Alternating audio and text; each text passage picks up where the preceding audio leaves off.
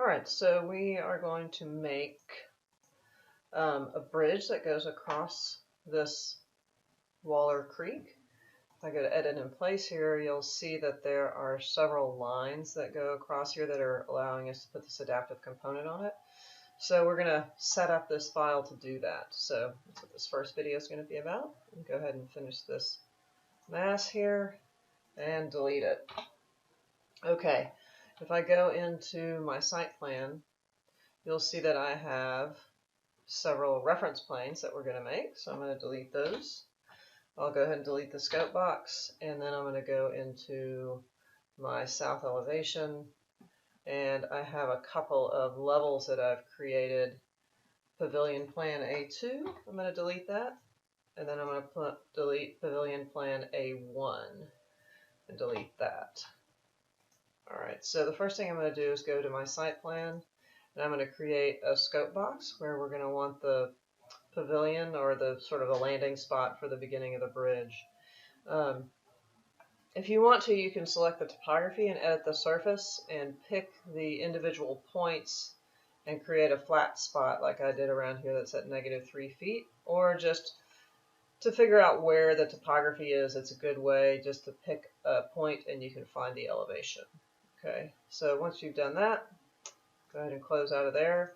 And I'm going to create a scope box by going to View and Scope Box.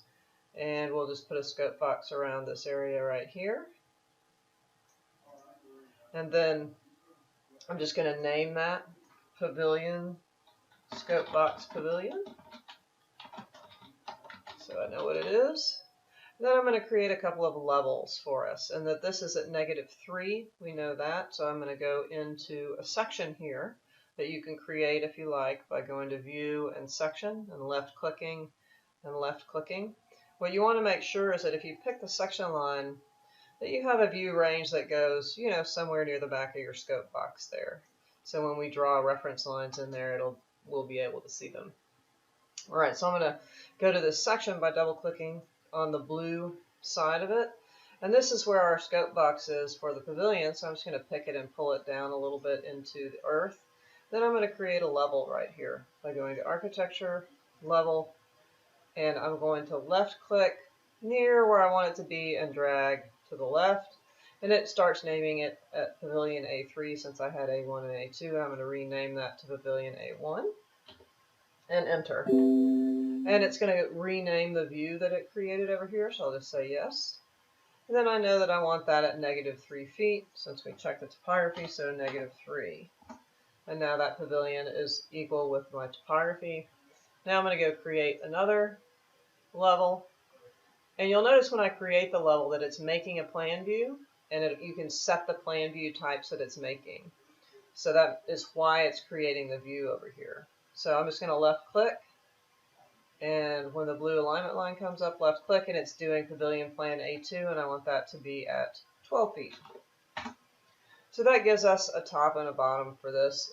We don't necessarily need it for this particular thing, but you should go ahead and get this set up in your file if you don't have it already.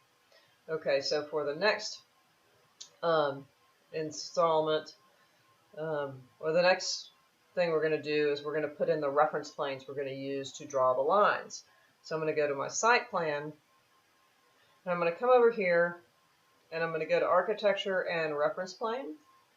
And I'm going to draw 3 reference planes, and just for the sake of habit, I'm going to line them up with the grid lines. And you could actually use grid lines if you wanted to.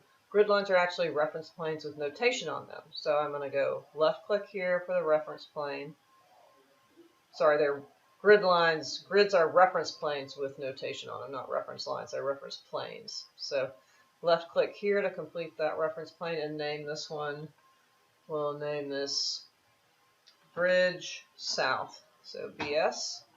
And then we'll do another reference plane here, and that's going to be Bridge Middle, BN.